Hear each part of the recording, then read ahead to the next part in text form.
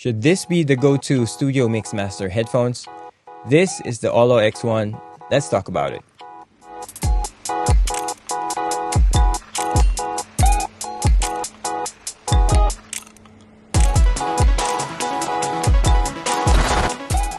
Hey, welcome to Project Beats. My name is Joan. Just a quick one, if you haven't yet, do consider subscribing. Really helps me keep making these videos. Right, so one of you guys asked about the OLLO X1. So I reached out to the guys at OLLO and fortunately they delivered.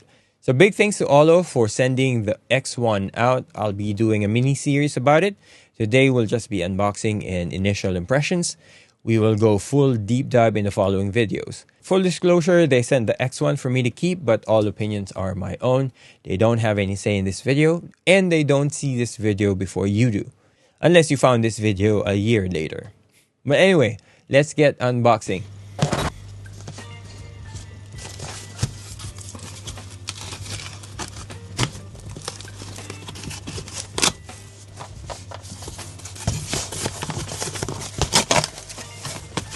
There we go.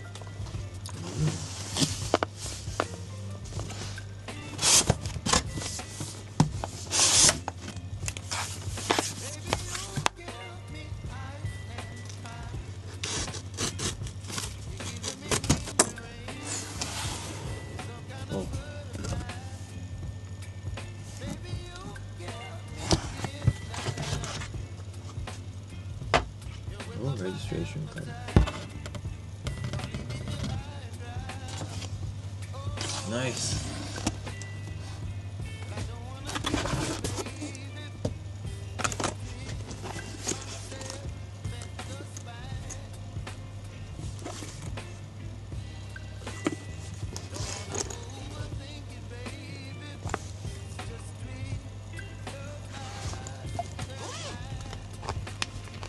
Ooh. 1.5.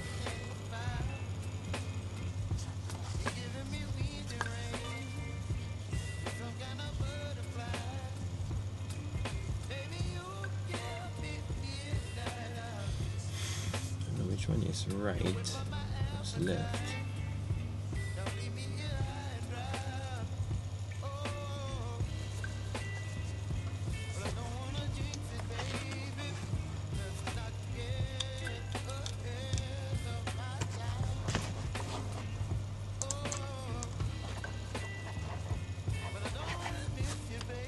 Overall build is pretty nice. The wood casing is cool.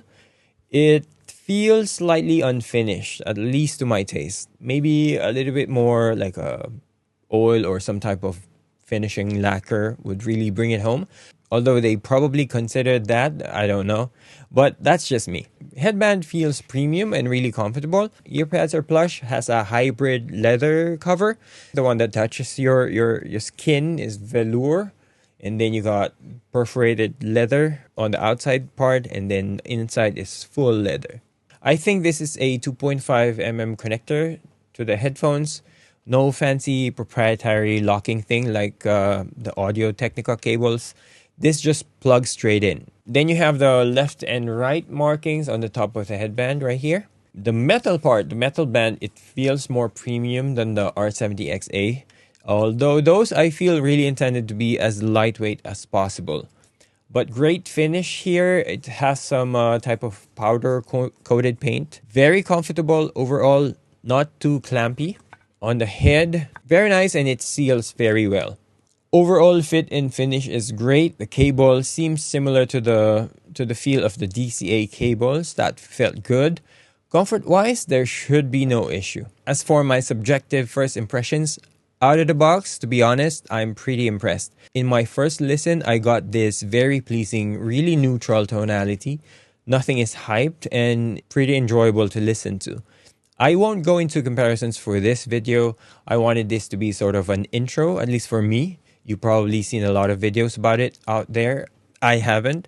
I rarely check other people's review before putting out my own anyways. I always want my POV to be purely my POV. I guess that's the point, right? But anyway, some of us probably have this connotation of flat being stale, clinical, and boring. Stale. While maybe partly true, I did not find the X1 to be boring at all. Of course, your HRTF will vary, but to me, this is really well balanced, neutral yet pleasing to listen to at the same time. Now, can I call it a work and play headphones? Maybe, but the X1 is clearly a work headphone. It's a tool first and foremost. I just happen to find it enjoyable.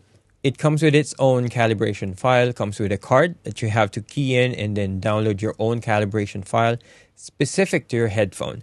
Then load that into the USC II desktop app, which can also be used as a plugin. You're probably going to be mainly using it as plugin anyway. The USC II is of course another download. I have to say though, the process of getting all that registration, calibration file, all of this download, there were a lot of hoops you needed to jump through. At the end, you have about 3 or 4, maybe more different tabs just to get all of this going. I mean, it's not the end of the world, but I wish it was more of a streamlined process.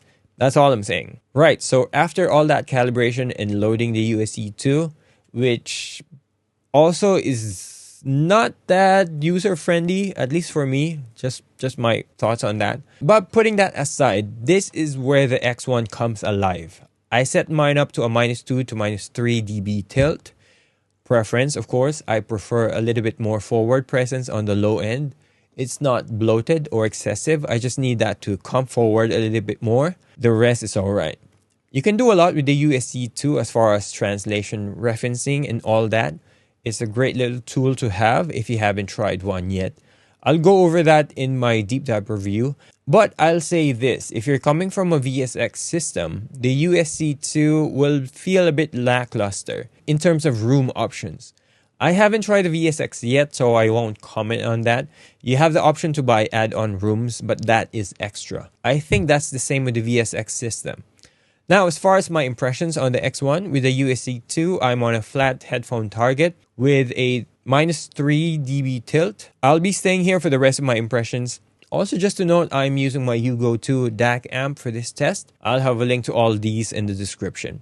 I have to say this is some of the most enjoyable first listen on a headphone I had in a while. It has that modern, clean, neutral sound. That probably sounds weird to you. What I mean is that nowadays, at least to my preference, and also on what I've observed, there is an emphasis on the mid-range clarity, which is where almost all important parts of the mix happen. Or you can call that a bit of mid-bump. That is here on the X1, at least to my ears. Mids are crisp and the highs are smooth. I went through my reference tracks. Some tracks are mixed warm. Those come through on the X1. They are clear, really well presented, lively and engaging, but still neutral sounding. Listening to snarky poppy tracks, these are warm sounding tracks on the Empire Central album. In general, most of their tracks are on the warmer side. On bad headphones, it would just sound like squished low end, missed details on the low mid, and wouldn't sound as balanced. But I enjoy that on the X1, which I really appreciate. By the way, just to note, the last time I had an enjoyable first listen was at the CanDrum show, where I tried the Hi-Fi Man Aria Unveiled, as well as the ZMF Atrium Open. Although, of course, those are in a different price category and bracket. I'm just saying I had that similar enjoyment listening to this as when I first tried those headphones. Going back to my impressions, bright tracks are well controlled on the X1 as well. My go-to track for top-end range and control at the moment is John Mayer's Slow Dancing in the Burning Room. Top end has a nice control to it. I wouldn't say blunted, it's just a little bit smoothened out if I'm being nitpicky. Busy tracks like Microaggressions by Animals as Leaders, sometimes that track comes off as too warm, with the details being mushed together sometimes. That track came through on the X1, strong and punchy detail, great staging, imaging, and separation. Sounded really good on the X1. Wide immersive tracks like Little Blue by Jacob Collier, Birds by Dominique. Those songs come through as well. Wide is wide. You get staging if you're looking for that. Again, mid-range clarity on vocals, lead guitars, those come through. Actually, double bass guitar, the punch and clarity is there. Kicks as well, attacks, you get all of those here. So basically, most genres, as you'd expect from a mixing headphones, from jazz, rock, metal, classical, acoustic instruments, you'd be happy to know as a mixing, mastering headphone, the X1 does its job. Another plus for me on the USC II, you have the option to tick on bypass on mixdown. That way you don't worry you accidentally mess up your mixes by baking in an EQ correction profile that's meant for a headphone onto your mixes, which happens sometimes. How do I know? A friend told me. I mean me. As for weak spots, I mean weak just in comparison to its strong points, and I'm being nitpicky a little bit here. I would say to me it lacks that low end slam if you're looking for that. The low end here is sufficient enough, especially for mixing in general. I'm pretty happy with it with the -3 dB. I'm listening on 100% on emulation and calibration. But if you're a bass head, you probably have a 2.1 speaker setup anyway. You'd be using this as more of just like a microscopic inspection of your mixes. If you're looking for that low-end slam in a headphone, you're going to have to pay a lot more for that bass extension that has studio competent clarity and detail retrieval. Because honestly, that's not easy for a headphone to do. Off the top of my head, at the very entry-level reference headphones, I'd say LCDX would give you that, but at more than double the price tag. I really enjoyed going through all my reference tracks, all represented well, especially, and I want to point this out. This on a dynamic driver headphone. Normally fast transient and attacks, you'd want a planar for that. I didn't feel that was lacking here. I would say though, if you're looking for that hi-fi top-end shimmer, delay and reverb detail, low-end slam, those high-level nuance detail is there, but not at the same level of like a high-end reference and hi-fi headphones. To be honest, I did not miss any of those when I was listening. I definitely enjoyed my first listen on the X1. I only noticed because I was looking for them intentionally. But if I was just listening, I definitely enjoy my time. Of course, you can get all of those nuances on most higher-end reference headphones, or on the hi-fi side of things, let's say 5 to 10% more performance, maybe higher. But one, it is hard to find a neutral sounding studio competent cans. More often than not, you'd have to fiddle with EQ till you get proper tuning to your HRTF. And second, if you do find it, honestly, you can't beat the price package of the OLLO X1. There will be some compromises as always, but the neutrality and pleasing tonality and the inclusion of the USC II